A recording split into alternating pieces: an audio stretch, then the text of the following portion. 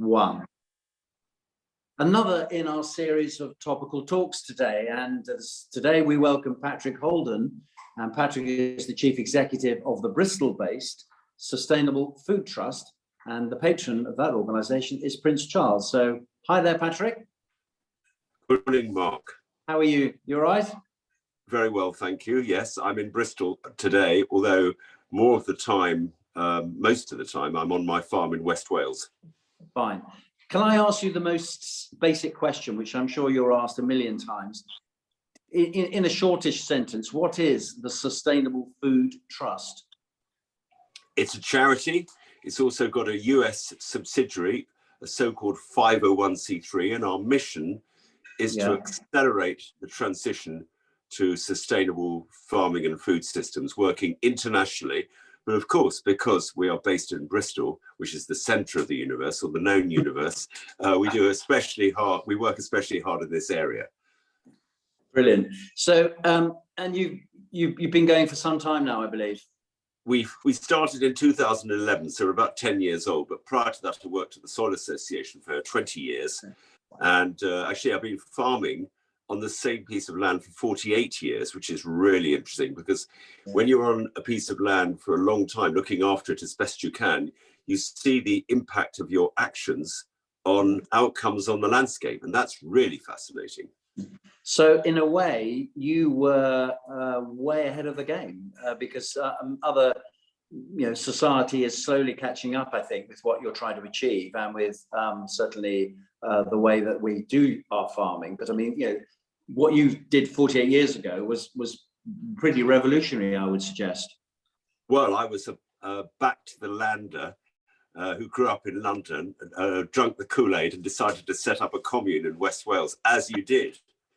And I bet you had long hair in those days. I did, and it was dark too.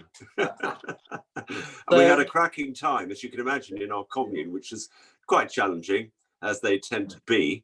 Community living is not ideal for everyone, but I'm still very interested in community. It may not be easy to work in the community, but it's necessary, especially now, of course. Yeah. So describe your farm to us then. I mean, so, this community farm, how did it come about? How many acres did you have then? And where have you got to now? When we purchased it, it was a group of us. One of the couple's parents had some money. They were London estate agents. It's 135 acres, but we now rent quite a bit of extra land. So we're farming 300 acres.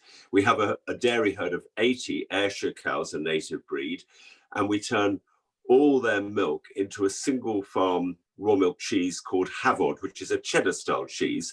And it's winning awards now, and it's sold Neal's Yard Dairy by a lot of it, as do the Fine Cheese Company in Bath, and it's sold all over the world, which is quite strange. It's a bit like it's kind of the whiskey thing, provenance matters these days, and our cheese has real provenance because the food that the cows eat mainly comes from our farm, so it's the kind of terroir thing.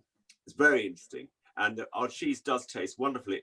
It won the James Aldridge Best Raw Milk Cheese in the UK Blind Tasting Award last year. We were very proud of that, as you can tell.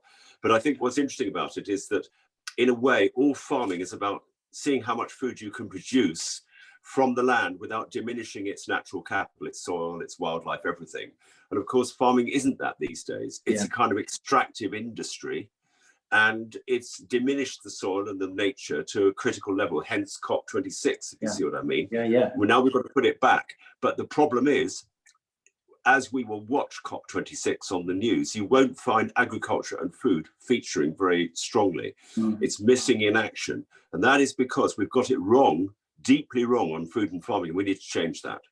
And that's easy to say, but how on earth do you make it happen? And how can you encourage A, governments, and B, I suspect that one of the main drivers for this situation we're in is going to be the supermarket chains and therefore consumers. It's a highly complicated scenario, isn't it? It's not just as simple as changing the way we farm. It's much more to it than that. And sad to say, money must play a big part in it.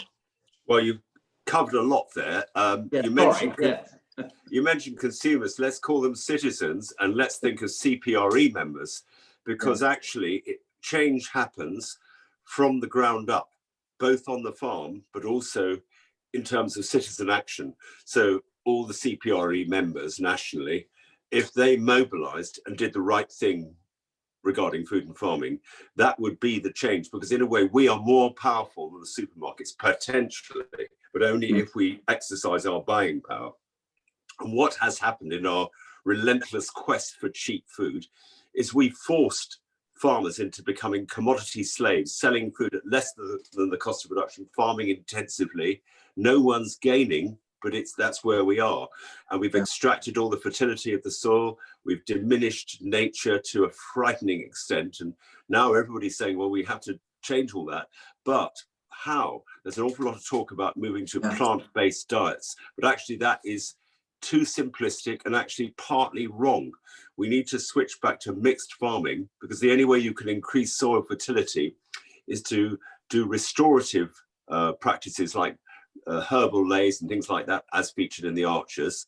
In a crop rotation with a fertility building element, you build up the soil, and then you have a depletion phase, which is growing wheat or vegetables or whatever it is. But that's gone from British farming. During my farming lifetime, we need to go back to traditional mixed farming, forward, of course, not just back. And we need to put back all the infrastructure we've destroyed since the Second World War to relocalize our food systems. And if CPRE members don't help, we're not going to achieve it. Ha ha. So what do you want them to do, Patrick? We want you to exercise your buying power. Go into your food shop, say it's a supermarket, look for food which is properly sustainably produced from a producer that you know, at least from a place you know, near to where you shop. If you can't see that on the anonymous food labels, go to the customer service desk and say, why are you not selling local, you know, this part of the region, Gloucestershire, whatever, food, or at least food from the west of England or Wales. Of course, Wales is important because it's quite near to us. And if they won't say, okay, we'll do something about that, take your custom elsewhere, go to a box scheme or a farmer's market, whatever it is, but buy food with a known story, a sustainable story. Don't necessarily buy all of it, but think of the staples, the vegetables, the cereal products, the fresh meat and dairy, and stop buying cheap chicken, cheap pork, and industrial dairy products, because that's part of the problem. So like the prayer, we have to, you know, accept the things we cannot change, but change the things we're able to do and know the difference. And the difference is between bad meat and good meat. Cheap industrial meat is part of the problem. Grass-fed sheep, lamb, beef, and dairy products are part of the solution. You have to be able to identify them, of course. Yeah, that message is getting out though, isn't it? And has increasingly done so in the last sort of 10, 15 years, perhaps? Yes, a bit, but I think there's an awful lot of people who are going vegan and vegetarian, thinking that's part of the solution, and thinking that cows are part of the problem because they emit methane. Yeah. But in fact, it's much more complicated and exciting than that, because the methane emissions of animals has been overstated, but also it's offset by the carbon gain of the grass. And in any case, the cow-sheep methane cycle is ancient. It's part of an ancient carbon cycle. The new methane is from fossil fuels. So that's where really we have to change our consumption patterns. Do you get increasingly frustrated, or do you feel as if you are making progress in your campaigns? Well, I've been in it for 40 years plus. And so you have to have a degree of patience, but I think now is the time for impatience, because unless we change agriculture at scale, I'm not just talking in the UK, I'm talking about globally, we won't have a livable planet. So food is not just marginal, it's central. It's the lungs of the planet. It's the digestive system of the planet. The planet is sick. If we want to restore the planet to health, we have to eat differently and support the farmers who switch to regenerative methods. And by the way, all these terms, regenerative, organic, biodynamic, agroecological, doesn't matter what you call them in a way, all terms are good, but we do need to measure the impacts. And that's one of the things my organization is doing. We're developing a global farm metric, like a common language for measuring farm sustainability. With it, let's say it had a score of 100 on a food label, you could then use your buying power accordingly to buy food with a high sustainability score. Okay. And you mentioned earlier on about being a global organization. I mean, how does this message of yours go down in Brazil or India or Australia? You know, because those countries face climatic change challenges and population challenges, don't they? Well, I think the honest answer is must make more effort in Brazil and India, but Yes. we are making quite a bit of effort in Australia. And of Yeah. course, on ScoMo, as they call him, Scott Morrison, he's coming to the COP26. Yeah. We're doing trials with our, sustainability global farm metric in Australia. So, and we're going to be participating at the COP26 at a meeting where Australia reckon they could sequester 19% of their total emissions by farming differently. So in that respect, Australia are ahead of Boris. Shock horror. Well, yes. Well, that is a shock horror. And so obviously from what you just said, I mean, COP26 is an event that you would welcome, and that at least people are getting around a table, aren't they? Yes, they are. And, I'm going up there. My sister's going to be on the other side of the barriers doing, challenging the orthodoxy. So I'm I'm not in the blue zone. I couldn't get a ticket to the blue zone, but I'll be in, various meetings with, important people, quote unquote, trying to make a difference. And I fear that the UK government could have done so much more with COP26 than we're going to do, but we have to do everything possible because we haven't got long. Yes. In terms of the supermarkets, what response do you get from them? Are you talking to them at all? Do they respond to you? We're talking to all the supermarkets and all the big food companies. There are lots of people who think that they're irredeemable and part of the problem. But I think our view is that unless we harness the power of the supermarkets to, if not lead the change, be the change, we won't do enough in time. So we're talking to, at a high level, there's not a food company or a supermarket head, I would say, on the planet right now who's not aware that they have to change. They just don't quite know how. So we are helping them. I mean, we're talking here Nestle, Unilever, McDonald's, Arla, all these very big food companies. We're in touch with them, even up to CEO level. Yeah. And we're saying to them, look, it's going to hurt the changes you're going to have to make, but you can do this. How do you, over the next few years, let's say, because people like David Attenborough, for instance, yourself, you said it, we are at a crisis, we're at a tipping point, aren't we? I think that's the phrase that's been used.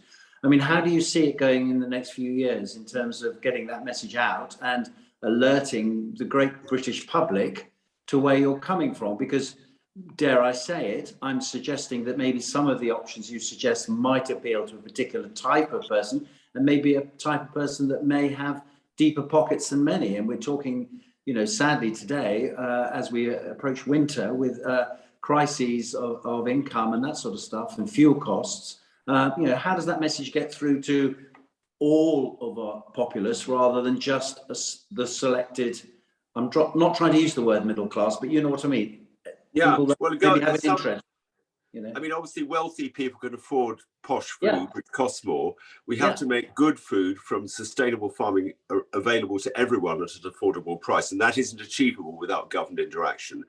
Governments only act if they think they're going to get re-elected. Let's be honest. Yes. So what makes a government act the answer is pressure from the electorate. That's you, that's us. So actually we have to mobilize a vast army of people to say you have to give green food stamps, which are linked to local food systems. You have to invest in creating all the new small abattoir structure that we've lost, regional packing, all that stuff. CPRE can play a vital part in that because we failed. I mean, I'm not beating myself up, but we haven't done enough. Now's the time. We haven't got long. We have to change all farming globally, and it starts at home. Fine. And finally, Patrick, the clock is beating us, I'm afraid. Your website is very interesting and very informative. Do you want to just remind us of the address, please? So sustainablefoodtrust.org. Just visit our website. And if you want to follow us on Instagram, Hafod, Hafod, cheese. That's the farm Instagram, or Sus Foods Trust. We do a great Instagram on Sustainable Food Trust as well. Great.